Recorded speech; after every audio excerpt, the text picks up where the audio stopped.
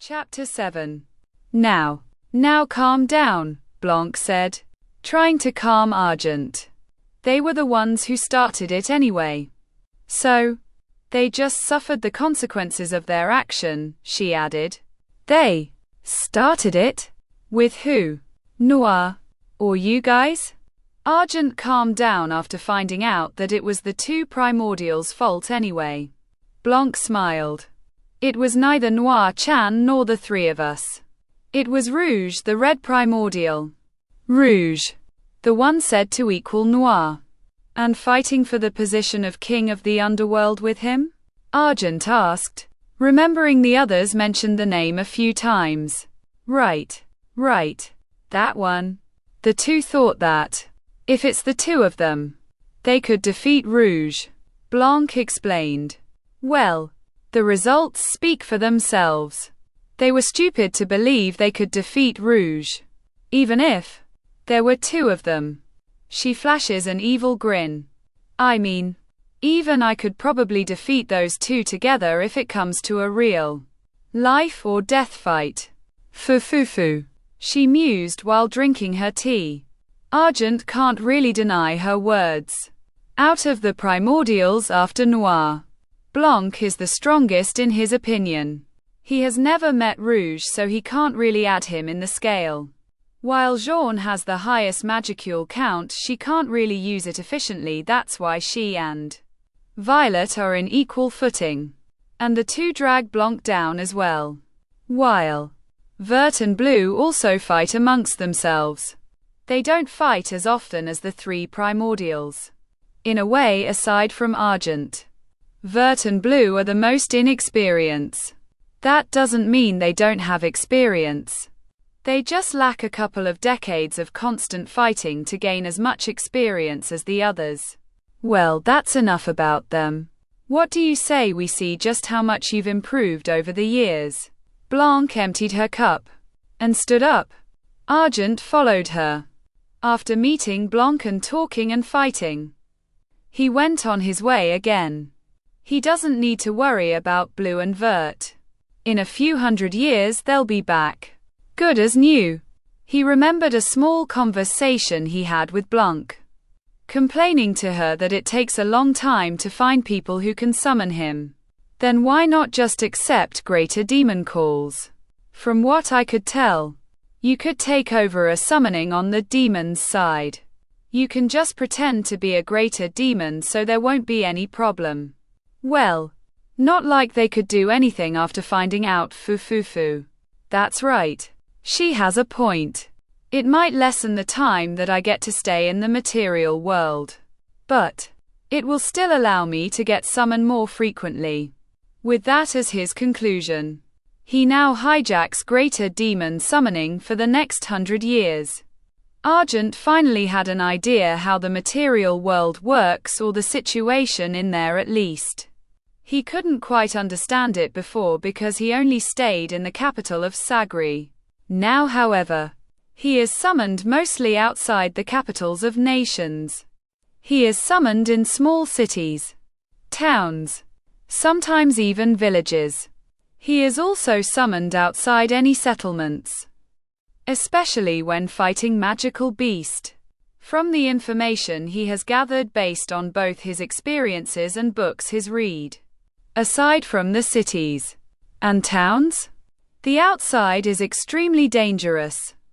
Magical beasts are loitering everywhere. Villages are never safe. The longest surviving village ever recorded was 15 years before being run down by magical beasts.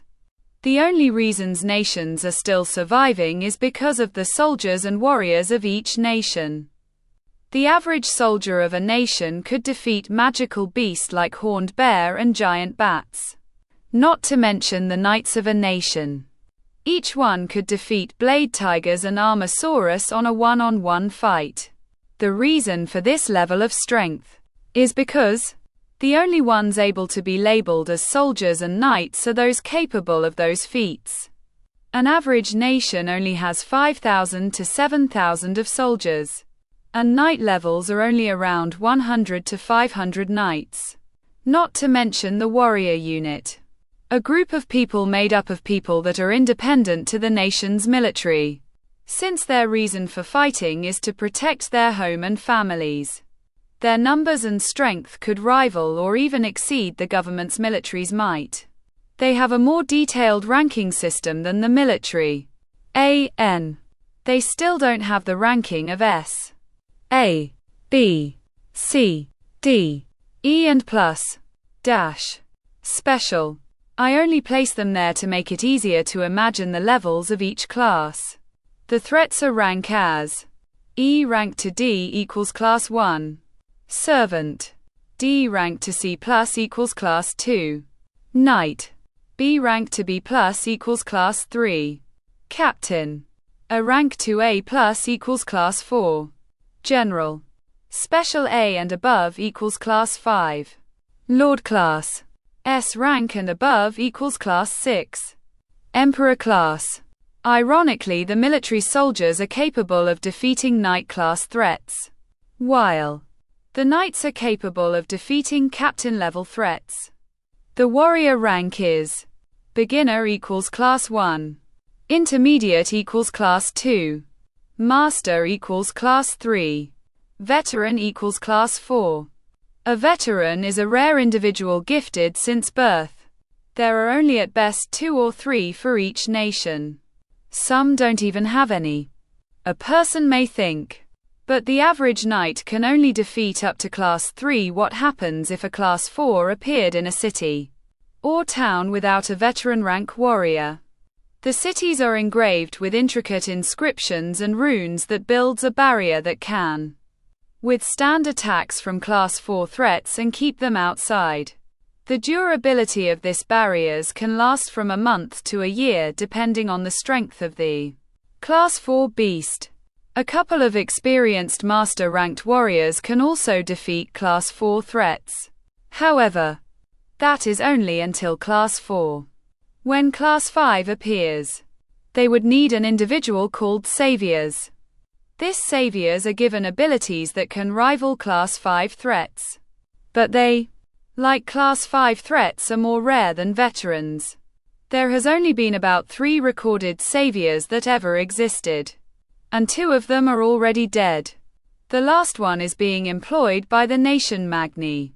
They aren't just people gifted with power since birth. They are also people that acquire abilities after facing life-threatening events that push them to the brink.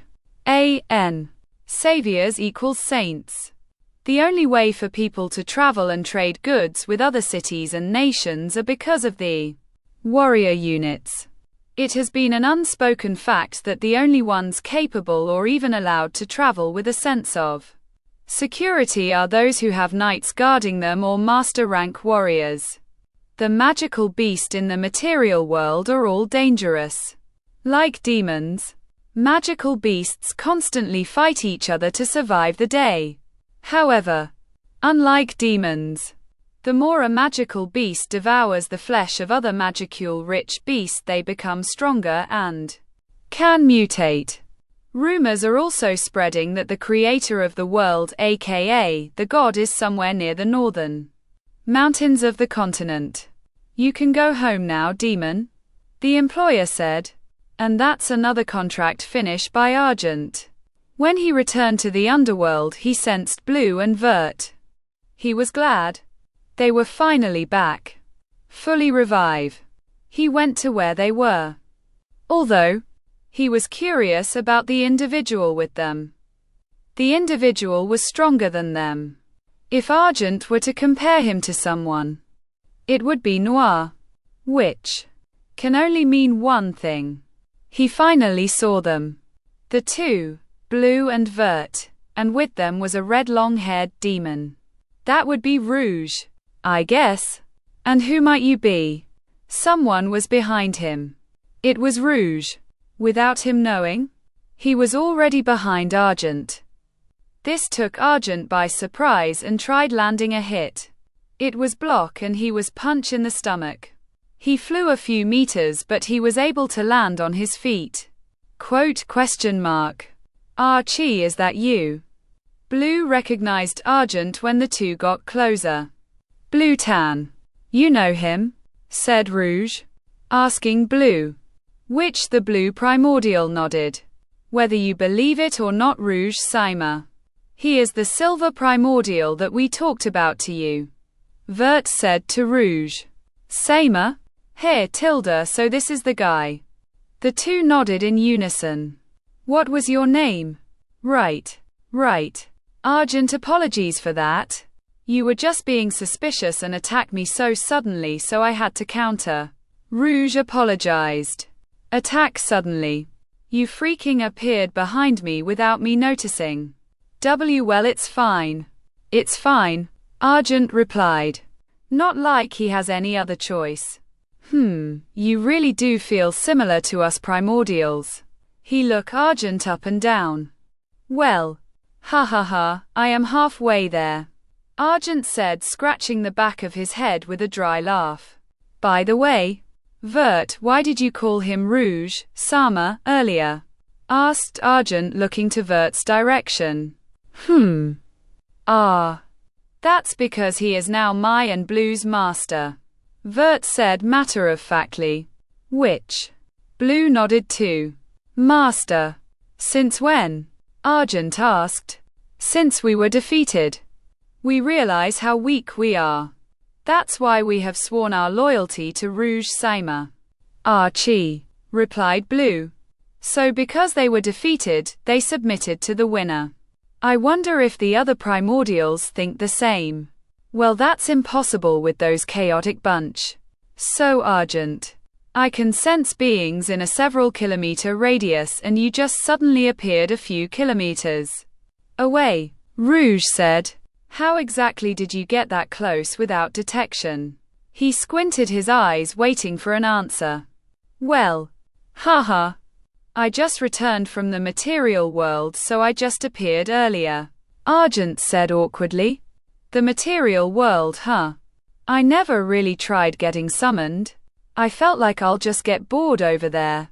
I mean, I'm already very strong, so most beings there are probably small fries. Rouge said. The beings there are weaker than us. But I have heard some beings that may match our strength. Although, I have never encountered them. There was even a rumor that the creator is living somewhere in the material world. Argent replied, telling Rouge what he knows about the material world's being strength. Creator. I see. If it's the creator of everything, it should give me a good fight. Otherwise, if it's weaker than us, that would be a disappointment. Rouge thought with amusement in his face. He mused the idea of fighting the one called the Creator. I'll take your word for it. It would be interesting to fight them over there. You have my thanks for this information. Rouge thanked Argent. No need. If you do plan on getting summoned, let's meet there if I am also summoned. Argent replied. Argent stayed with Rouge's group for a few weeks before departing again. In those weeks of staying with them, he could 100% see why Rouge is equal to Noir. Both are extremely strong. Argent was given the opportunity of fighting Rouge. And, unlike Noir, Rouge quickly beat up Argent. Instead of letting his opponent fight first, Argent was again summoned after another year passed. In this summon he was ordered to defeat a group of Class 3 magical beasts, which is made up of a pack of dire wolves. These wolves are all strong fighters, their bodies are full of hard muscles. With their strength they could slice someone up with their claws and fangs. The number of the wolves are ranging from 15 to 20. An Argent summoner is full of injuries, already 1 foot on the grave. From what Argent can see, the corpses near his summoner are a few dead wolves and several humans. Half the humans were wearing armor, while the other half were wearing more simpler clothing near a broken wagon with merchandise inside. The summoner probably knew that he would be dead before long. That's why he was planning to at least bring the wolves with him. He was willing to sell his soul to make sure this happens. And he got what he wanted.